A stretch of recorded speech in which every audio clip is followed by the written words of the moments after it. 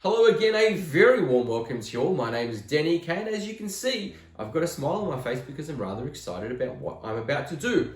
What I have here is I have two samples. I've got Demon's Rising 001, which I believe already sold out, and then Demon's Rising 002, which hasn't even been released yet. Why do I have these? Because my good friend Dan Woolley from Highwayman Whisky sent me through these samples to try, so you know what I did next. Come down to my whiskey den, pour them, give them a little bit of time, hit record. Here we are. What we're going to do, I've not tried these yet, right? So I'm going to go through the experience, smell, taste, my thoughts on these with you first time. We'll check them out. We'll quite simply go from there. I realize I've got 2 drams with me, so I'll still try to keep it as short and sharp as I possibly can. Rather interesting backstory, so we're going to touch on that as well. Now, Demon's Rising is a collaboration between Dan Woolley of Highwayman Whisky, Matt Perkins of AOB Art of Booze, and these guys are situated relatively close to one another. And there's another rather interesting connection as well, because in circa 2016, Matt had Adams Distillery distill some new make for him and then fill a variety of different casks. Now, the still that was used is now actually with Dan Woolley, and that's he uses that at Highwayman Whisky to produce his whiskey. We're still going to call this a blended malt / vatted malt, but that's quite simply another interesting connection there as well. If we then fast forward to 2021, those casks were then vatted and put into botrytis casks. So rather interesting once again, because I've not had anything that's spent any time in a botrytis cask before, but it's quite simply a wine that is a very sweet wine made from overripe grapes. So obviously the longer the grape spends on the vine, the higher the sugar content, which is where you get your sweet wine from. Then we fast forward to 2022, and that was then vatted with 2-year-old peated whiskey, a pair of casks from Highwayman Whisky. Then that was filled in 3 casks. So you can just see layer of layer of layer, and I'm hoping I can really find all those layers of flavors and goodness in this whiskey here. Those 3 casks were mead, rum, and maple syrup. So what we have here is 57.8% ABV Pinot, Pera, Tawny, Bourbon, Botrytis, Mead, Rum, and this one is quite simply that, but we mentioned earlier maple syrup. Also 57.8%. So I had notes here on all that information. I don't think I needed it. There's a lot of information. Let's get stuck into the whiskey. As I said, I gave this a little bit of time in the glass. I have water here with me just in case if I need it, because normally it's something around 57.8%. I would anticipate I'll need it, but I will tell you this, based on the nose, it is really rather balanced, and I'm not getting a whack of alcohol. In actual fact, what I'm getting is I'm getting a lovely sweetness that comes through. A little bit of fruit, which is predominantly some citrus, some oranges, yes, absolutely. I'm also getting some berries, but then I'm getting some bakery type sweet notes that come through. So, blueberry muffins, a little bit of vanilla fudge, really rather interesting. A little bit of spice, a little bit of oak on the nose as well. Some fudge, really lovely vanilla fudge, like a nougat, somewhat nutty as well. So there's quite a bit going on.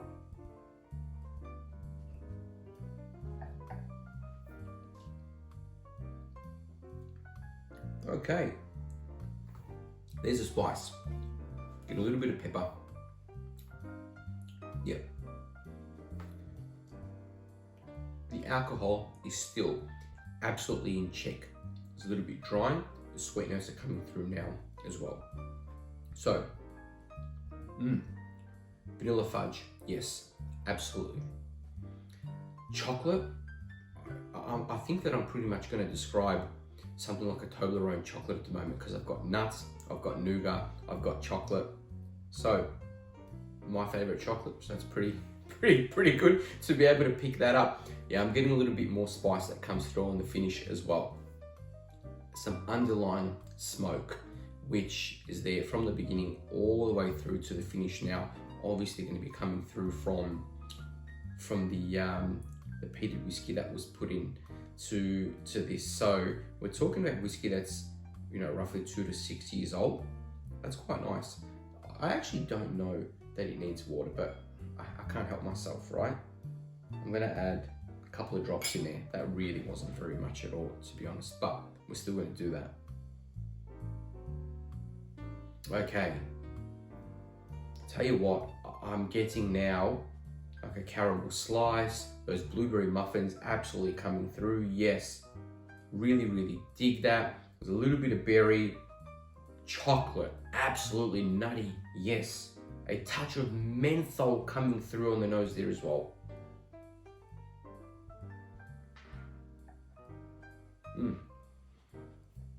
The waters bring a little bit more of the oak to the forefront.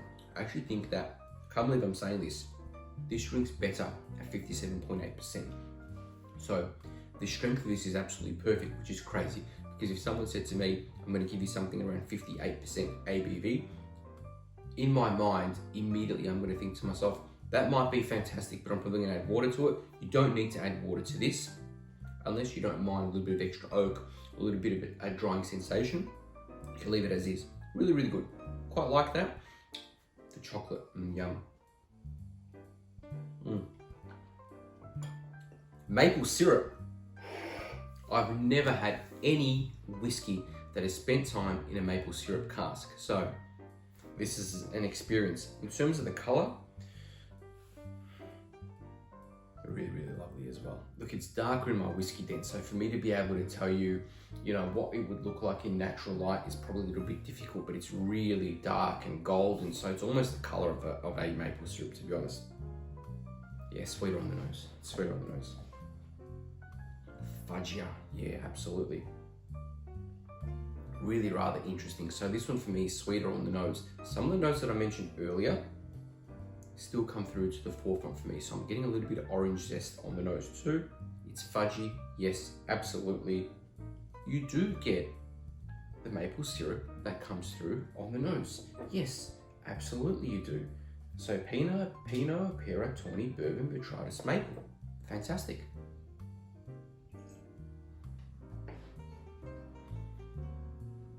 That was a big gulp. I couldn't help myself. I was really looking forward to that. That's quite good. It's going to be hard for me to split them. I don't even know if I should attempt that. But this is really syrupy. It's really lovely and sweet.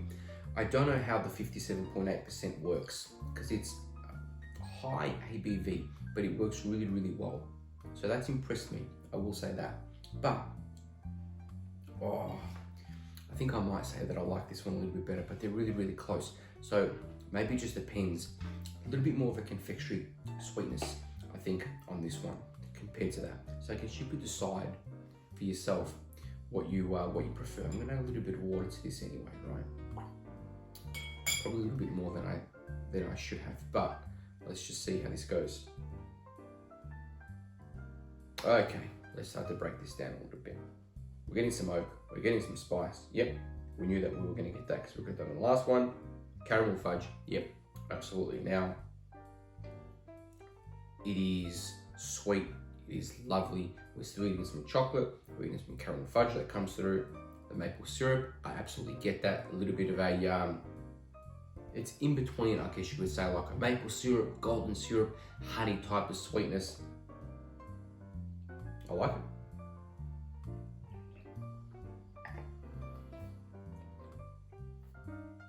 With water, the oak comes to the forefront, but maybe not as much here. Water actually makes it a touch sweeter on the mid palate as well. Spice takes a little bit of a backseat, because it's like a little bit of a pepper spice, Szechuan type of pepper, pink peppercorn type of spice on this one. Length is rather the same, really still weighty, but balanced. So they're probably my key takeouts here. The ABV, and this is all personal because some people love high ABV stuff, right? Which is great, but it's in check, it's balanced. There's quite a bit going on with both. I can see why you would do what's been done here with the different casks, because obviously it adds layers of flavors. So this is something that you could pour yourself a bigger dram, and I still can because I've still got more in my sample bottles, and I can really sit down, take my time and really enjoy it. I'll probably share some with my neighbor as well because I think he will enjoy it. So there you have it. My thoughts on Demons Rising 001, 002. Not sure whether I've been able to keep it short and sharp for you or not, but hope you've enjoyed it all the same. So thank you very much once again for joining me. Cheers to you. Till next time.